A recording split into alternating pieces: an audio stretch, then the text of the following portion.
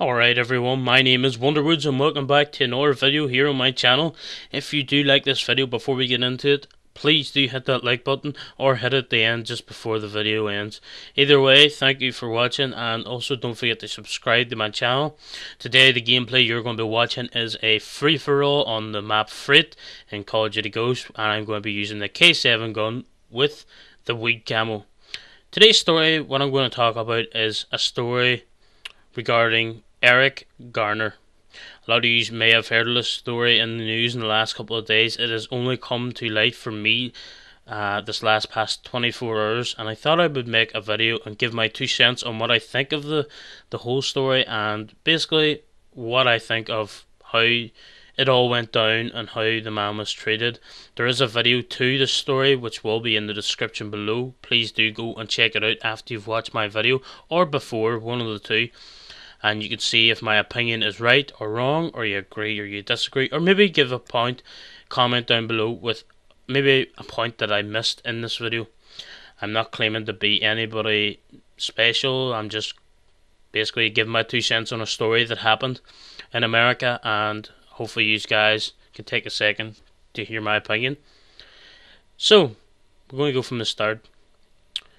Standbyers have said that this guy was basically stopping a fight. Police say different. Police say that he was selling untaxed cigarettes. And you know what I mean? I wasn't there, so I don't know the facts. I don't know the truth. Nobody will probably ever know the truth, apart from the people that actually were there and the police officers themselves.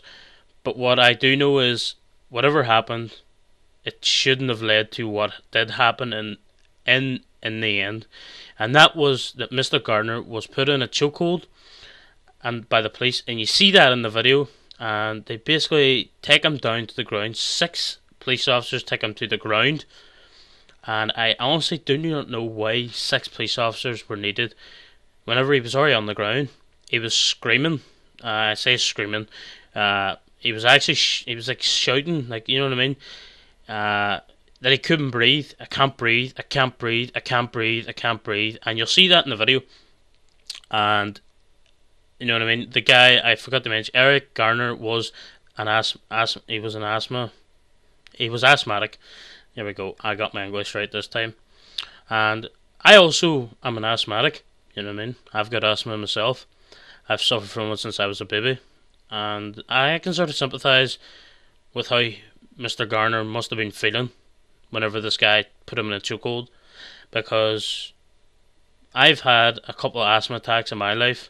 And if you don't know what an asthma attack is, basically where you feel like you can't breathe and you start to panic, and like you can, it's very dangerous, like. And basically I've had a few of them in my life, and also you can get a thing like what's called a tight chest, where you feel like your chest is pure tight and you feel like you're suffocating. Well, that's the best way I can describe it, as when it happens to me. It's just basically it's a very unpleasant episode, you know what I mean? That's what I'm going to call it. And for this guy Eric to have a man put him in a chokehold and like basically, I'm going to call it as strangling or like suffocating, the best word. It feels like suffocating him, and he's telling them that he cannot breathe, and they're doing nothing about it.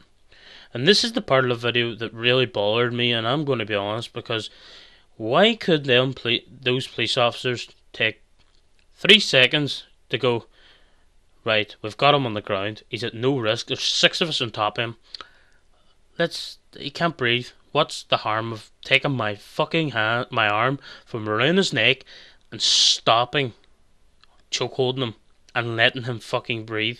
No, that's the part of the video that really bothered me. The fact that the guy was not even asking to breathe. He was saying, I cannot breathe. As a human right, Jesus Christ, they should have been able to let him go and let him breathe. You know what I mean? I just don't get how these police officers really did not handle the situation perfect. They were far from perfect. And I'm not saying, obviously not every police officer is perfect. Excuse me. Not every police officer is perfect. I know that. Jesus, I'm not stupid. You know what I mean? But the fact is, to not let a man breathe, is that right? Sure as hell isn't. They should have let him breathe. And my condolences go out to his whole family, his wife, his children, his grandchildren, and he was a father of 6, I think, and he had grandchildren as well, and his wife. And my condolences go out to all yous.